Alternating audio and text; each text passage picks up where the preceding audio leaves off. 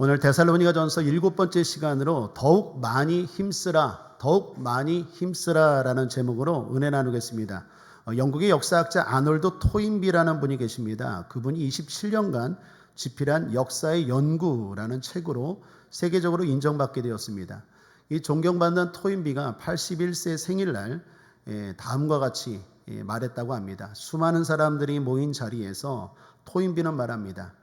세계의 다양한 문명과 역사를 연구하며 저는 한 가지 사실을 깨달았습니다. 과거의 영광에 붙들려 있는 문명과 사람은 불행하다는 것입니다. 사람은 과거에 안주할 때 미래를 바라보려 하지 않습니다. 과거에 매여 있는 사람은 이미 죽은 사람입니다. 희망을 품고 미래를 향해 떠날 용기가 있는 사람은 언제나 늙지 않는 청년입니다. 토인비가 27년간 역사와 문명을 연구했는데 사람이든 문명이든 나라든 보니까 안주할 때 넘어지더라는 거예요. 결국 달려가는 인생, 도전하는 인생, 끊임없이 노력하는 인생이 되어야 한다라는 것입니다. 그래서 토인비가 미래가 아닌 과거에 안주하다 몰락하는 현상을 휴브리스라고 했습니다. 이 자존심이라는 뜻의 헬라어에서 따온 말이라고 합니다. 끊임없이 앞을 보고 달려가는 인생이 아름답습니다. 그리고 늙지 않습니다. 흔히들 말하죠. 나이 들어 일을 놓게 되면 갑자기 늙는다고. 건강하신 분들 계시죠? 주변에. 그런데 갑자기 늙어요. 갑자기 무기력해지고 약해집니다. 왜 그렇습니까? 하던 일을 놓을 때 무기력해지고 약해지는 걸 보게 됩니다. 그러므로 달려가는 삶은 피곤한 삶이 아니라 건강한 삶인 줄 믿습니다. 신앙도 마찬가지입니다. 달려가는 신앙이 되어야 합니다. 그렇지 않으면 퇴보합니다. 이는 마치 자전거 생각하면 쉬울 것입니다. 자전거의 특징이 뭡니까? 서면 넘어지죠. 신앙도 그렇습니다. 서면 그대로가 아니라 서면 뒤로 갑니다. 퇴보합니다. 그래서 끊임없이 성장하고 성숙하기 위해 노력해야 합니다. 날마다 예배하고 성령 충만을 간구하는 저 여러분 되기를 축복합니다. 그래서 위대한 신앙인 바울은 이렇게 말하죠. 빌립보서 3장 12, 14절에 내가 이미 얻었다함도 아니요 온전히 이루었다함도 아니라 오직 내가 그리스도 예수께 잡힌 바 된 그것을 잡으려고 쫓아가노라. 형제들아 나는 아직 내가 잡은 줄로 여기지 아니하고 오직 한 일 즉 뒤에 있는 것은 잊어버리고 앞에 있는 것을 잡으려고 표대를 향하여 그리스도 예수 안에서 하나님이 위에서 부르신 부름의 상을 위하여 쫓아가노라. 뒤의 것은 잊어버리고 앞을 향하여 달려간다, 쫓아간다라고 말합니다. 바울은 안주하지 않는 신앙이었습니다. 죽음을 앞두고 쓴 디모데후서에서도 자신의 달려온 신앙에 대해 말합니다. 디모데후서 4장 7절에 내가 선한 싸움을 싸우고 나의 달려갈 길을 마치고 믿음을 지켰으니 라고 말하죠. 그렇게 달려간 바울이 오늘 데살로니가 교회 성도들에게도 말합니다. 너희도 달려가라. 본문 1절입니다. 함께 읽겠습니다. 시작. 그러므로 형제들아 우리가 끝으로 주 예수 안에서 마땅히 어떻게 행하며 맞나요? 4장 1절입니다. 죄송합니다. 함께 읽겠습니다. 종말로 형제들아 우리가 주 예수 안에서 너희에게 구하고 권면하노니 너희가 마땅히 어떻게 행하며 하나님께 기쁘시게 할 것을 우리에게 받았으니 곧 너희 행하는 바라 더욱 많이 힘쓰라. 더욱 많이 힘쓰라. 무슨 말입니까? 안주하지 말라라는 것입니다. 그렇다면 왜 안주하지 말라라고 말할까요? 앞서 말했지만 크게 두 가지 이유일 것입니다. 하나는 앞서 말씀드린 것처럼 넘어지지 않기 위해서입니다. 당시 데살로니가 교인들이 처한 현실이 여전히 만만치 않았습니다. 예수를 믿었지만 여전히 궁핍하고 가난했고 무엇보다도 황제 숭배의 유혹이 있었습니다. 그러므로 긴장을 놓치는 순간 얼마든지 다시 신앙을 잃어버릴 수 있는 상황이었습니다. 물론 지금 데살로니가 교회 성도들은 아주 뜨겁고 열심입니다. 그러나 여전히 그 안에는 옛 본성이 있어요. 그 본성대로 살아온 시간들이 깁니다. 그래서 조금이라도 방심하면 어느 순간 신앙생활이 무너질 수 있다라는 거죠. 여러분 우리도 마찬가지입니다. 방심하면 무너집니다. 우리 안에 옛 본성이 있어요. 그래서 어느 순간 내가 성령으로 충만하고 말씀으로 충만하지 아니하면 옛 본성이 막 드러나죠. 그래서 제가 늘 강조하지만 기독교는 채우는 싸움입니다. 성령으로 채우고 말씀으로 채우고 예배로 채우고 기도로 채우고 이런 것들로 채울 때 옛 본성이 드러나지 않아요. 채우지 않는 순간 어느 순간 방심하는 순간 나도 모르게 옛 모습이 나를 점점 유혹하고 거기에 묶여 거기에 끌려가는 우리의 모습들을 보게 됩니다. 무너지지 않기 위해서 안주하지 말아야 합니다. 또 하나 열심 있는 신앙을 무엇보다 하나님이 기뻐하십니다. 한 젊은 피아니스트가 처음으로 대중 앞에서 연주를 했습니다. 너무 아름다운 음악을 연주했습니다. 끝나고 청중 모두가 일어나서 기립박수를 쳤습니다. 그러나 젊은 피아니스트 얼굴이 밝지 않았습니다. 이유는 그 많은 사람들 가운데 한 사람이 일어나 박수치지 않았는데 그 사람은 노인이었습니다. 그리고 이 젊은 피아니스트의 스승이었다고 합니다. 우려하는 청년에게 주변 사람들이 말합니다. 너 잘했어. 저 사람들이 다 일어나서 박수치잖아. 근데 청년은 말합니다. 아니, 나를 가르친 스승님이 박수를 안 치고 있어. 그리고 어떻게 해요? 더 노력했대요. 그래서 나중에 진짜 위대한 피아니스트가 되었다라는 것입니다.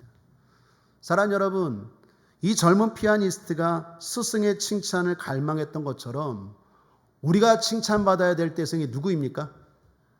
하나님인 줄 믿습니다.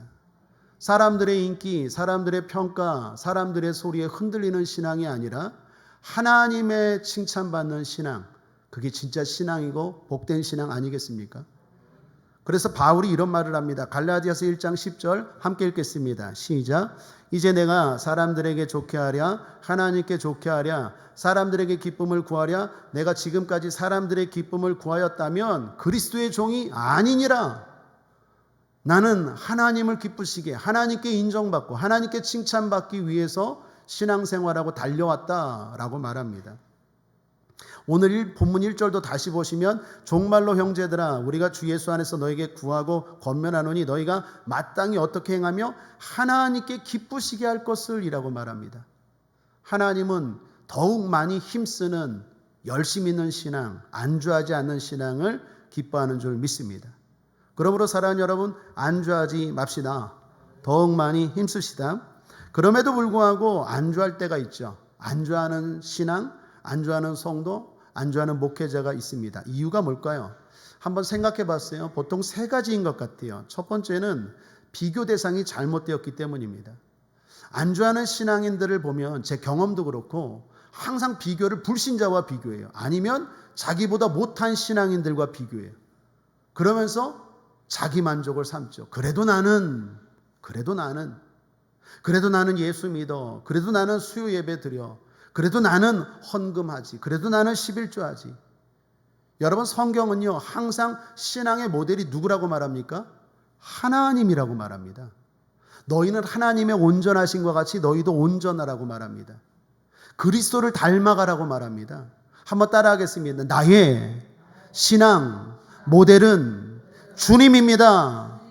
주님이에요, 주님. 저 집사님이 아니고 저 권사님이 아니고 주님입니다. 주님이 항상 우리의 모델이 돼야 되는데 항상 비교를 해도 잘못된 비교를 하니까 자꾸 안주하게 돼요. 그래도 이만큼이면 잘하는 거지. 그러면서 점점 뒤로 점점 물러가요. 또 하나 잘못된 성경 이해 때문입니다. 구원 받았다고 생각해요. 이제 죽어도 천국 간다고 생각해요. 그 생각이 드는 순간 안주하게 되죠. 열심히 신앙생활할 이유가 사라집니다. 그러나 여러분 구원 받은 것 확실합니까? 우리는 아멘이에요. 근데 진짜입니까? 구원을 누가 결정합니까? 우리가 결정합니까? 목사가 결정합니까? 교회가 결정합니까? 구원의 결정은 누가 하십니까? 하나님이 평가하세요. 각 사람이 행한 대로 하나님이 평가하세요. 근데 그 평가가 한 번 갖고 평가합니까? 이거 혼란스러워하는 분이 계세요? 옛날에 빌립보서 우리 설교 나눌 때 너희 구원을 이루라고 말합니다. 계속 이뤄가는 거예요. 무슨 말입니까? 가룟유다 생각하면 이해가 쉬울 거예요. 가룟유다는요 예수님 믿었어요. 심지어 예수님의 제자가 되었어요. 그런데 뚜껑을 까보니까 천국 갔습니까? 지옥 갔습니까? 지옥 갔어요. 그러므로 몰라요. 죄송합니다. 몰라요. 우리끼리는 아멘이지만 모른다니까요. 정작 구원을 베푸시는 하나님이인데 우리끼리는 예수 믿어요. 그리고 믿는 걸 인정해줘요. 격려합니다. 그리고 축복합니다. 아멘합니다. 그런데 진짜 구원을 결정할 하나님이 보실 때 그분이 결정해 주셔야 되는데 그건 마지막 뚜껑을 열어봐야 된다니까요. 우리는 가룟 유다가 지옥 갈 줄은 꿈에도 몰랐어요. 왜요? 예수님의 제자였거든요. 저는 목회하면서 수많은 성도들, 그중에 장로님들, 그중에 안수 집사님들, 그중에 권사님들이 이단에 빠진 사람들을 너무 많이 봤어요. 저 집사님이, 저 장로님이 이단에 빠질 거라는 건 꿈에도 생각을 못했어요. 여러분, 지금 이단들이 얼마나 드세게 성장합니까? 거기 빠진 사람들이 다 불신자입니까?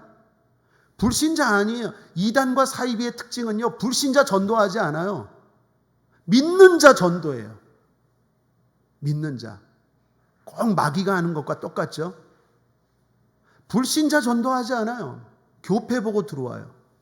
뭐 성경을 가르쳐 준다고 하든지 뭐 이상하게 접근해. 근데 거기에 넘어간 사람들이요, 다 믿는 사람이었어요. 그 사람들 다 여러분처럼 아멘 했던 사람이에요. 난 예수 믿습니다. 난 천국 갑니다. 아멘 했던 사람들이 다 이단과 사이비에 빠졌어요. 분명히 말하지만 이단과 사이비에 빠진 사람들은 영혼을 팔아먹은 사람이에요. 천국 못 가요. 오직 예수를 믿어야 천국 가는 줄 믿습니다. 교주를 믿는다고 천국 못 가요?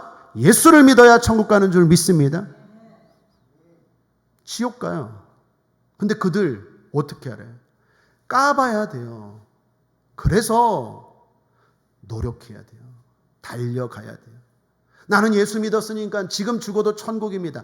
논리적으로, 이론적으로는 맞는데 그게 너에 대한 건지는 몰라요. 뚜껑을 열어봐야 알아요. 그러므로 사랑하는 여러분, 성경은 늘 구원에 대해서 두렵고 떨리는 마음을 가지라고 했어요. 두렵고 떨리는 마음으로 날마다 자기 자신을 다시 한번 돌아보고 또 돌아보고 더욱더 믿음으로 살아가는, 하나님의 은혜로 살아가는 저와 여러분 되어야 될 줄 믿습니다. 또 하나 안주하는 것은 유혹 때문이겠죠. 편안함, 세상의 유혹.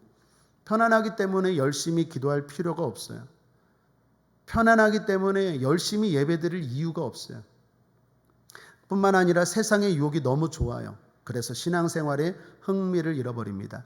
자, 모두 다 경계할 모습입니다. 그러므로 우리는 신앙의 목적을 잘 세워야 합니다. 성경을 잘 알아야 됩니다.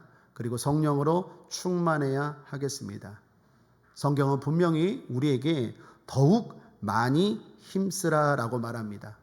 안주하지 말고 계속 달려가는 신앙 되라라고 말합니다. 이건 선택이 아니라 필수입니다. 그러므로 결론적으로 다시 한번 우리 성도님들 축복합니다. 달려가십시오. 달려갑시다. 자, 그렇다면 구체적으로 데살로니가 교회가 더욱 힘써야 할 내용이 뭘까요? 여러분, 우리가 더욱 힘써야 될 신앙의 내용이 뭘까요? 기도 더욱 힘써야 됩니다. 전도 더욱 힘써야 됩니다. 말씀 읽는 것 더욱 힘써야 됩니다. 봉사 더욱 힘써야 됩니다. 그런데 오늘 본문은 그 모든 걸 포함해서 두 가지를 말합니다. 첫 번째는 뭡니까? 거룩입니다. 한번 따라하겠습니다. 성도의 긍지는 거룩입니다. 해병대의 긍지는 뭡니까? 귀신 잡는 해병, 용기죠. 성도의 긍지는 거룩이. 3절입니다. 함께 읽어보죠. 시작. 하나님의 뜻은 이것이니 너희의 거룩함이라 곧 음란을 버리고. 거룩은 구별을 말합니다. 성도는 세상과 다른 구별된 삶을 살아야 합니다. 똑같으면 안 되겠죠. 똑같이 말하고 똑같이 생각하고 똑같이 판단하고 똑같이 행동하면 성도 아니죠. 뭔가 달라야 합니다. 그 사람이 성도입니다. 그런데 특별히 어떤 부분에서 구별되어야 할까요? 오늘 성경은 성적인 거룩, 성적인 구별을 말합니다. 분명히 음란을 버리고라고 말합니다. 데살로니가 교회 당시 자료를 찾아보니까 사회가 아주 성적으로 음란했습니다. 예를 들어 보통 사람들이 결혼할 때 남자 나이가 20대 중반, 여자 나이가 10대 초반이었어요. 여러분, 여자 나이가 10대 초반이면 아직 성적으로 어릴 때이죠. 그래서 대부분의 남자들이 결혼을 하고도 성적인 만족을 위해서 다른 사람을 취했대요. 다른 여자. 예를 들면 하녀들이나 몸을 파는 창녀나 아니면 따로 애인을 두었어요. 결혼을 하고 나서도 그런 것들을 두었어요. 그리고 거기서 성적인 만족을 찾았어요. 그런데 문제는 그런 것에 대해서 아무런 죄의식을 느끼지 않았어요. 그런 행동들이 자연스럽게 받아들여지고 용인되는 시대였습니다. 심지어 자랑까지 했대요. 난 애인 있는데 너 없어? 없어? 에이 바보. 이런 식이죠. 그 사회가 아주 그게 용인되고 그런 분위기예요. 이런 시대에 성경은 말하는 거예요. 너희가 예수를 믿는다면 달라야 한다라는 거예요. 그건 성경적으로 죄라는 거예요. 여러분, 우리가 흔히 말하기를 신앙생활에는 3가지 선악과가 있다고 합니다. 선악과는 따먹어야 합니까? 따먹지 말아야 됩니까? 따먹어야 됩니까? 따먹지 말아야 되겠죠. 따먹지 말아야 될 선악과가 있는데 흔히 3가지를 말해요. 첫 번째는 물질의 선악과입니다. 하나님께 드려야 되는 말당한 물질이 있어요. 따먹으면 안 됩니다. 그러면 물질에 어려움 당합니다. 말라기 3장 8절 9절 보십시오. 사람이 어찌 하나님의 것을 도적질하겠느냐. 그러나 너희는 나의 것을 도적질하고도 말하기를 우리가 어떻게 주의 것을 도적질하였나이까 하도다. 이는 곧 11조와 헌물이라. 너희 곧 온 나라가 나의 것을 도적질하였으므로 너희가 저주를 받았느니라. 따먹으면 안 돼요. 하나님 앞에 마땅히 드려야 할 것 자꾸 야금야금 따먹으면요 저주받습니다. 안 돼요. 물질에 어려움이 당해요. 반드시 당합니다. 이거 한국교회 성도들 많이 경험했을 거예요. 저도 개인적으로 많이 경험했어요. 저도 슬금슬금 도적질 많이 했거든요. 근데 기가 막히게 하나님이 깨닫게 하시더라고요. 물질의 선악과 따먹지 말아야 돼요. 하나님께 마땅히 드려야 할 것 드려야 돼요. 그거는 손해가 아니라 투자인 줄 믿습니다. 엄청난 투자예요. 나는 10분의 1 드렸는데 하나님은 30배, 60배, 100배, 1000배로 갚아주세요. 이걸 경험해야 돼요. 또 하나는 주일의 선악과입니다. 여러분 성경을 보면 이스라엘 백성들이 범죄할 때 항상 하나님 주일 관련해서 책망하십니다. 예를 들어 에스겔서 20장 24절에 이는 그들이 나의 규례를 행치 아니하며 나의 율례를 멸시하며 내 안식일을 더럽히고 눈으로 그 열조의 우상들을 사모함이며 내 안식일, 내 주일을 더럽혔다라는 거예요. 지키지 않았다라는 거예요. 주일 성수해야 됩니다. 그게 하나님의 자녀들의 성도들의 구별된 모습입니다. 왜 주일 성수하라고 말합니까? 이것도 축복입니다.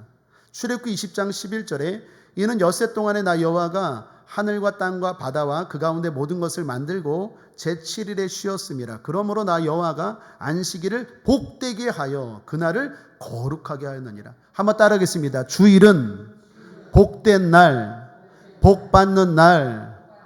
믿습니까? 근데 자꾸 주일날 여행 가고 놀러 가고 그 슬금슬금 자꾸 빼먹으면요 자꾸 어려워진다니까요. 이거 따먹으면 안 돼요.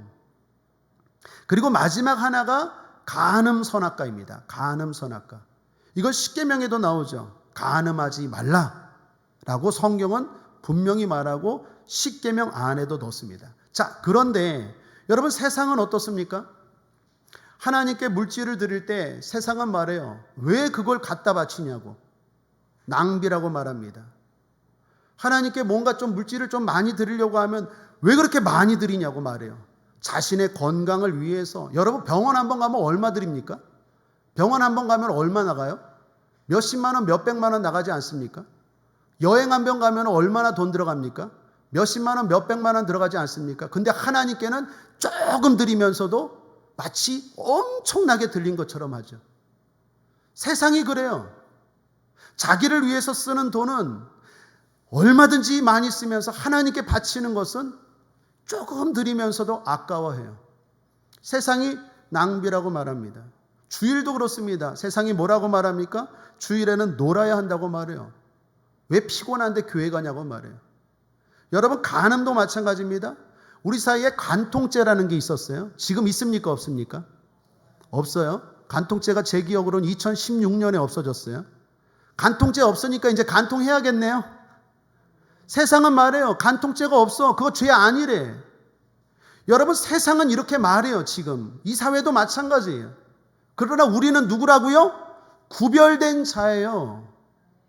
하나님의 말씀대로 살아야 돼요. 세상은 왜 그렇게 물질을 많이 드리느냐라고 말하지만, 아니, 이건 하나님 거야. 도적질하면 안 돼. 정확하게 드려야 돼. 그게 하나님의 사람이에요. 야, 주일날 쉬어, 피곤한데 놀아, 어디 여행 가자. 안 돼. 그거 따먹으면 큰일 나. 주일은 복된 날이야. 나는 그리스도인이야, 권사야, 목사야, 성도야. 이 사람이 하나님의 사람이에요. 야, 간음죄 없어졌어. 그러니까 간음 져도 죄가 아니야. 아닙니다. 세상은 그렇게 말해도, 아니, 하나님은 여전히 간음하지 말라고 말해. 그러므로 난 안 돼. 지켜야 돼요. 오늘 데살로니가 교회 성도들에게, 그리고 우리에게 하나님이 특별히 강조하는 게 뭡니까? 거룩하래요. 간음하지 말래요. 음란을 버리라라는 것입니다. 왜 그렇습니까? 그것 하면 죄라는 거예요. 심판이 있다라는 거예요. 여러분, 6절 말씀을 보시면 이렇게 말합니다. 이 일의 분수를 넘어서 형제를 해하지 말라. 이는 우리가 너에게 미리 말하고 증거한 것과 같이 이 모든 일에 주께서 신원하여 주심이니라. 신원이 뭡니까? 복수한다라는 거예요. 내가 간음하면 하나님이 복수, 갚아준다라는 거예요. 여러분, 대표적인 이야기가 다윗 아닙니까? 다윗이 성령 충만했어요. 하나님 마음에 합한 사람입니다. 그런데 다윗이 간음을 저질렀죠. 이후 다윗의 집에 어떤 일이 일어납니까? 이복 오빠가 여동생을 범하게 되어 이복 동생이 형을 살해하게 됩니다. 그리고 아들 압살롬이 다윗에게 반역하는 일들이 일어나요. 사무엘하 11장의 내용입니다. 다윗이 간음을 했는데 그것에 대해서 하나님이 엄청나게 끔찍하게 혹독하게 갚아주세요. 신원하여 주심이니라. 거룩해야 됩니다. 우리는 꼭 이런 두려움 때문만이 아니라 선한 의도에서 더욱더 적극적으로 거룩한 삶을 살아야 될 줄 믿습니다. 오늘 본문 7절입니다. 하나님이 우리를 부르심은 부정하게 하심이 아니요 거룩하게 하심이니. 하나님이 저와 여러분 불러주신 줄 믿습니다. 자녀 삼아주신 줄 믿습니다. 거룩하게 살도록 부르셨다라는 것입니다. 그러므로 부르심에 합당한 삶은 거룩한 삶입니다. 자, 그렇게 살기 위해서 한 가지만 권면드립니다. 성령입니다. 성령 충만합시다.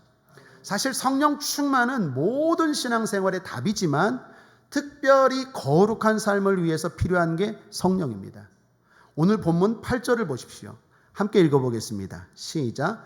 그러므로 저버리는 자는 사람을 저버림이 아니요 너희에게 그의 성령을 주신 하나님을 저버림이니라. 하나님이 우리의 거룩을 위해 뭘 주셨다고요? 성령을 주셨어요. 그러므로 내가 성령 충만할 때 거룩한 삶을 살 수 있어요. 내 안에 정욕과 내 안에 잘못된 것들을 태워버릴 수 있는 것이 성령인 줄 믿습니다. 그러니까 성령 충만하면 모든 신앙생활의 기본이지만 특별히 거룩한 삶, 특별히 하나님 앞에 구별된 삶을 위해서 성령 충만이 필요하다라는 것입니다. 성령과 거룩은 같이 갑니다. 성령과 음란은 반대입니다. 그러므로 성령 충만함으로 거룩한 삶을 살아가는 저와 여러분 되기를 바랍니다. 이 시대가 얼마나 음란합니까? 동성애자들이 부끄러운 것도 모르고 이제는 막 커밍아웃이라고 해서 거리를 막 활보하고 다녀요. 젊은 사람들 그거에 대해서 거부감이 없어요. 요즘 뭐 간음하는, 아니 대한민국에 왜 이렇게 모텔이 이렇게 많습니까? 그렇게 출장과 여행 다니는 사람이 그렇게 많습니까? 도대체 온 동네에 모텔이 이렇게 많아요? 거기에 크리스찬들이 있을까요, 없을까요? 음란한 시대예요. 이건 옛날에 데살로니가 교회 때만이 아니에요. 지금도 얼마나 음란한지 몰라요. SNS, 뭐 동창들, 만남들, 무슨 동호회, 등산 동호회, 뭐 자전거 동호회, 다 들은 얘기 제가 뉴스로. 거기에 다 보면 음란한 일들이 벌어진대요. 동창들 만나는 거 좋죠. 근데 왜 이렇게 동창들을 자주 만나나 했더니 그 만나갖고 다 그런 짓 한대요. 동호회 모아서. 사랑하는 여러분, 성령 충만합시다. 따라하겠습니다. 성령님, 인정합니다. 환영합니다. 모셔드립니다. 의지합니다. 더욱 힘써야 될 게 많은데 성경은 특별히 우리에게 거룩을 강조합니다. 이 음란한 시대에 거룩한 저와 여러분 되기를 다시 한번 주님의 이름으로 축복합니다. 거룩하지 아니하면 우리의 삶에 하나님의 신원, 복수가 있습니다. 그것이 두려워서가 아니라 부르신 하나님을 실망시키지 않는 성령 충만한 저와 여러분 되기를 주님의 이름으로 축복합니다. 둘째로 더욱 힘써야 할 일은 거룩과 더불어 형제 사랑입니다. 데살로니가 교회가 무엇보다도 형제 사랑을 잘했습니다. 9절을 보시면 형제 사랑에 관하여는 너희에게 쓸 것이 없음은 너희가 친히 하나님의 가르치심을 받아 서로 사랑함이라. 데살로니가 성도들은 형제 사랑에 있어서 말할 필요가 없도록 잘했대요. 바울이 쓸 것이 없다 할 정도면 얼마나 잘했을까요? 정말 잘했을 거예요. 그 사랑의 지경이 데살로니가를 넘어 저 멀리 마게도냐 형제에 대해서까지였다고 말합니다. 데살로니가는요, 마게도냐 지역의 수도였습니다. 그러니까 마게도냐 지역은 오늘날 발칸 반도인데 여기는 데살로니가 교회뿐만 아니라 빌립보의 빌립보 교회, 베레아 도시의 베레아 교회도 있었어요. 뿐만 아니라 성경에 기록되지 않은 교회들도 많았습니다. 그곳 성도들까지 데살로니가 성도들이 사랑했다라는 거예요. 11절을 보십시오. 10절. 너희가 온 마게도냐 모든 형제를 대하여 과연 이것을 행하도다. 데살로니가 교회 성도들만 사랑한 게 아니라 그 도시 안에 있는 교회 성도들도 사랑했대요. 그러면서 바울이 말합니다. 10절 하반절. 형제들아 권하노니 더욱 많이 하고라고 말합니다. 더욱 많이 하고, 더 많이 하고, 잘하는데 더 많이 하라는 거예요. 이거는 인정입니다. 여러분, 못하면 아예 말도 안 했을 거예요. 그런데 잘해요. 그러니까 더욱 기대가 되는 거죠. 그래서 더욱 잘하라라고 권면하는 것입니다. 공부하는 학생이 못하면 여러분 권면도 잘 안 하겠죠. 공부를 좀 하는 학생들에게 더욱 잘하라고 권면하겠죠. 마찬가지입니다. 그러므로 권면이 있다는 건 우리가 잘하고 있다는 거예요. 수요 예배 드리시는 분들 잘하고 계신 줄 믿습니다. 권면드립니다. 더욱 많이 하시기를 바랍니다. 내가 왜 이렇게 잘하는데 나한테 더 잘하라고 하나? 짜증내지 마십시오. 불평하지 마십시오. 하나님은요, 아예 못하면 말도 안 해요. 잘하는 사람에게 더 잘하라고 말해요. 데살로니가 교회 성도들이 잘하니까 어떻게 해요? 더 잘해라 라고 말하는 거예요. 가능성이 없으면 아예 말도 꺼내질 않아요. 그러므로 사랑하는 여러분, 수요 예배 드리시는 분들, 신앙생활 잘하시는 분들 더 힘쓰시고 더 노력하시고 더 잘하시길 바랍니다. 그건 내가 지금 인정받고 있다는 거예요. 자, 그런데 여기 뭘 더 잘하라고 말한다고요? 형제 사랑입니다. 우리가 불신자 사랑해야 될까요? 사랑하지 말아야 될까요? 사랑해야 되죠. 그런데 불신자를 사랑하는 것 이전에 먼저 형제들끼리, 성도들끼리 사랑하라라고 말합니다. 그게 주님이 기뻐하시는 일이래요. 여러분, 집안에서도 부모님이 자녀들이 싸우면 좋습니까? 화목하게 지내면 좋습니까? 자녀들끼리 막 지지고 볶고 싸우고 막 뭐 사니 안 사느니 그러면 좋습니까? 아니면 그냥 알콩달콩 사이좋은 게 좋습니까? 하나님도 똑같아요. 하나님이 기뻐하는 일이 뭡니까? 우리가 더욱 힘써야 될 일이 뭡니까? 우리가 서로 싸우지 않고 화목할 때 하나님이 기뻐하신다라는 것입니다. 그러므로 사랑하는 여러분, 우리 모두 사랑합시다. 더욱 사랑합시다. 우리 오랜만에 강정덕 권사님 예배 나오셨는데 축하드립니다. 건강해지신 것 같은데 더욱 사랑하고 더욱 기도하고 우리 주변에 아픈 분들, 어려운 분들 있으면 더욱 기도하고 관심 갖고 사랑하는 우리 교회 되길 바랍니다. 자, 우리 옆 사람과 한번 먼저 그런 의미에서 인사할까요? 주님의 이름으로 사랑합니다. 많이 많이 사랑합니다. 많이 많이 사랑하고 축복합니다. 우리가 서로 사랑하면 하나님이 기뻐하십니다. 그런데 바울은 형제 사랑을 말하면서 두 가지를 덧붙입니다. 하나는 조용히 자기의 일에 충성하라라고 말해요. 11절입니다. 함께 읽어보겠습니다. 시작. 또 너희에게 명한 것 같이 종용하여 자기 일을 하고 너희 손으로 일하기를 힘쓰라. 종용하여 자기 일을 하고라고 말합니다. 이 말의 직접적인 뜻은 말을 하지 말고라는 의미입니다. 즉 형제를 사랑한다 해서 이 말 저 말 하면서 참견하거나 여기저기 다니면서 말하지 말라라는 거예요. 아마도 데살로니게 교회 가운데 이런 성도들이 있었나 봐요. 교회를 사랑해요. 성도를 사랑해요. 여러분, 사랑하다 보면 많은 걸 알게 되겠죠. 그 많은 걸 알게 된 걸 가지고 어떻게 해요? 사랑한다고 여기저기 다니면서 말을 하고 다니는 사람들이 많았던 것 같아요.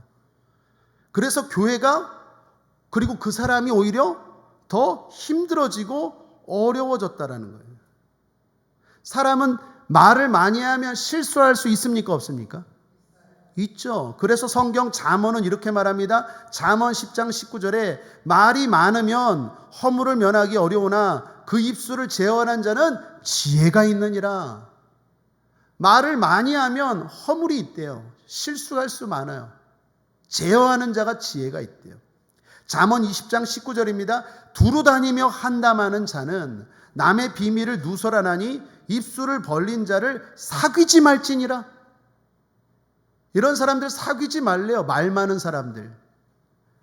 형제를 사랑해요. 사랑하는 거 좋아요. 그런데 사랑한다고 해서 그 사람에게 이것저것 참견하고 그 이야기를 동네방네 떠들고 다녀요. 교회를 사랑해요. 교회를 사랑해서 좋아요. 그런데 그 교회를 사랑한다고 여기저기 떠벌리고 다녀요. 막 이런 이야기 저런 이야기. 바울이 말하는 거예요. 그러지 말라. 그건 형제 사랑이 아니다. 교회 사랑이 아니다. 하나님이 기뻐하시는 게 아니다. 라고 말합니다. 사랑하는 여러분, 우리가 형제를 사랑하고 교회를 사랑해야 될 줄 믿습니다. 그런데 어떻게 해요? 종용히 사랑해야 돼요.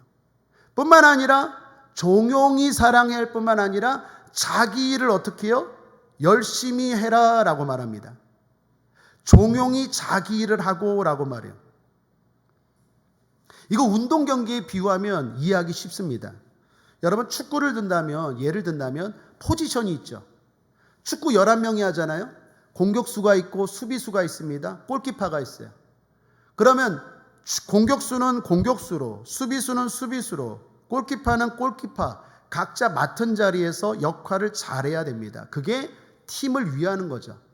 그런데 공격수가 골키퍼를 사랑한다고 해서, 팀을 사랑한다고 해서 공격수의 자리에서 벗어나서 골키퍼 자리까지 내려오면 될까요? 안 될까요? 그 경기 이길 수 있을까요? 없죠. 공격수는 공격수 자리를 지켜야 되죠. 그래서 공이 왔을 때 골을 넣어야 합니다. 그게 수비수나 골키퍼다 마찬가지죠. 그게 팀을 위하는 일입니다. 교회도 그렇다라는 거예요. 교회를 많이 사랑하는 분일수록 교회를 오래 다니고 많은 걸 아는 사람입니다. 그런 분들이 자리를 지켜주어야 돼요. 종용히 자기 자리를 지켜줘야 돼요. 기도의 자리를 지켜줘야 돼요. 봉사의 자리를 지켜줘야 돼요. 예배의 자리를 지켜줘야 돼요.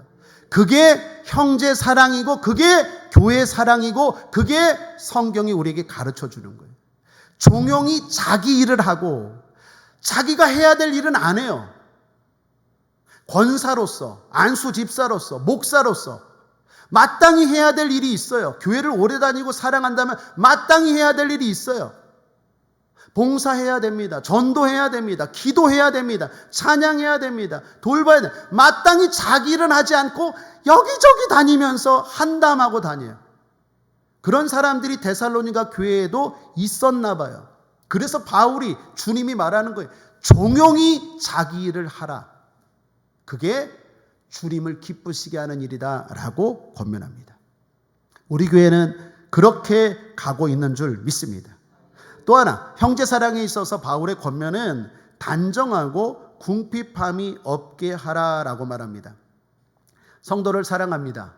그렇다고 일하지 않는 사람의 경제적인 필요를 다 채워주라는 게 아니에요.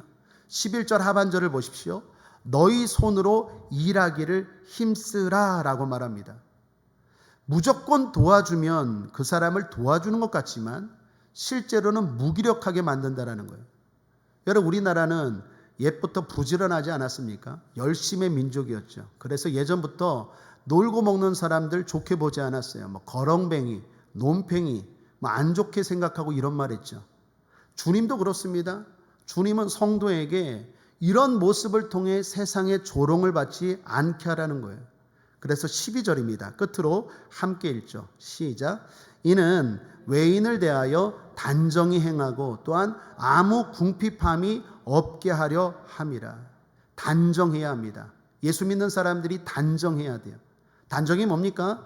예의 바르고 존경받는 사람이 되어야 한다라는 거예요. 궁핍함이 없도록 하래요. 스스로 열심히 일해야 한다라는 거예요. 예수 믿는 사람이 스스로 일은 하지 않고 여기저기 빚을 지고 돈 꾸러 다니지 말라는 거예요. 그 사람이 일할 수 있도록 도와주라는 거예요. 무조건 도와주는 게 아니라 일할 수 있도록 세상 사람들에게, 외인들에게 조롱받지 않도록, 주님의 영광을 가리지 않도록 열심히 자립할 수 있도록 도와주라는 거예요. 그게 형제 사랑이라는 것입니다. 과거 교회에서 하루 종일 지내시는 분들이 있었어요. 아침부터 저녁까지 교회에 있습니다. 교회가 좋아요. 예배가 좋고 말씀이 좋고 기도가 좋습니다. 그래서 교회에서 하루 종일 지내요. 근데 문제는 생활이 엉망이에요. 아빠로서, 엄마로서, 자녀로서, 가정의 구성원으로서 역할을 제대로 하지 않아요. 그러니 어떻게 해요? 궁핍해요. 그러니까 예수를 열심히 믿는다고 하면서 맨날 여기저기 돈 꾸러 다녀요. 이게 하나님, 세상 사람들이 조롱해요. 그런데 정작 본인은요, 그렇게 생각하지 않아요. 본인은 대단히 영적인 사람이라고 생각해요. 바울이 지금 오늘 성경이 이걸 지적하는 것입니다. 기도 많이 해야 될 줄 믿습니다. 예배 많이 드려야 될 줄 믿습니다. 찬양도 열심히 많이 기쁘게 드려야 될 줄 믿습니다. 무엇보다 교회를 사랑하고 교회에 나옴이 즐거움이 돼야 될 줄 믿습니다. 그러나 그 힘으로 이제 세상 사람들에게도 조롱받지 않도록 열심히 살아가야 돼요. 주님은 우리에게 말합니다. 너희는 세상의 소금과 빛이니. 어디의 소금과 빛입니까? 교회가 아니라 세상의 소금과 빛이에요. 세상을 밝게 하고 세상을 썩지 않게 만드는 사람이 저와 여러분인 줄 믿습니다. 그래서 세상 사람들이 볼 때 저 사람 교회 다니더니 참 단정해졌어. 저 사람에게는 부족함이 없는 것 같아. 정말로 행복해 보여. 나보다 물질은 부족한 것 같은데 늘 감사하며 기쁘게 행복하게 살아가. 그리고 자기 스스로 잘 살아가. 더 여유가 있으면 나눠주고 베풀어 주기를 잘해. 세상 사람들은 더 많이 가져도 인색한데, 예수 믿는 사람들은 자기도 부족한데 늘 나눠주고 베풀어 줘. 이런 것들을 듣도록 하라라는 것이 오늘 성경의 가르침인 줄 믿습니다. 우리 주변의 성도들을 우리가 그렇게 하도록 도와주어야 하겠습니다. 말씀을 정리합니다. 잘 들으십시오. 오늘 말씀을 많이 전했는데 오늘 말씀을 정리하면서 다시 한번 우리가 붙들어야 될 말씀 기억하고 기도하겠습니다. 우리가 더욱 힘써 신앙생활해야 합니다. 그렇지 않으면 넘어지기 때문입니다. 또한 힘써 신앙생활할 때 하나님이 기뻐하시기 때문입니다. 우리가 더욱 힘써야 할 일들 많죠. 그중 본문을 통해 두 가지를 살폈습니다. 하나는 거룩입니다. 특별히 성적인 거룩입니다. 이를 위해 성령 충만해야 되겠습니다. 거룩을 저버리는 일은 성령을 저버리는 일입니다. 반대로 성령 충만할 때 거룩해질 수 있습니다. 또 하나 형제 사랑입니다. 이방인을 사랑하는 것도 중요하지만 그보다 먼저 같이 신앙생활하는 성도들을 사랑하는 것이 선행되어야 합니다. 사랑하되 지혜가 필요합니다. 교회를 사랑할수록, 성도를 사랑할수록 불필요한 말을 많이 하기보다도 자기 일을 열심히 해야 됩니다. 자기에게 주어진 일, 자기에게 맡겨진 일, 그것을 열심히 하는 게 교회를 위하고 성도를 위하고 하나님을 기쁘시게 하는 줄 믿습니다. 무엇보다도 그 형제가 단정하고 스스로 자립할 수 있도록 도와주는 게 형제 사랑입니다. 나의 입장에서가 아니라 그 사람의 입장에서 사랑할 수 있는 지혜가 필요하겠습니다. 우리 모두 더욱 거룩하게 삽시다. 더욱 형제를 사랑하며 삽시다. 그리고 무엇보다 더욱 많이 힘쓰라는 권면은 잘하고 있다는 것입니다. 잘하고 있는 사람에게 주님은 권면하십니다. 그러므로 권면을 인정으로 여기고 기쁘게 순종합시다. 기도하겠습니다. 하나님 아버지 감사합니다. 오늘도 우리에게 권면하여 주시니 감사합니다. 우리를 인정하여 주시고 잘하고 있다고 생각하여 주셔서 우리에게 더욱 잘하라고 권면하여 주시니 감사합니다. 더욱 거룩하게 하여 주시고 더욱 형제 사랑하게 하여 주옵소서. 감사드리며 예수님의 이름으로 축복하고 기도했습니다. 아멘.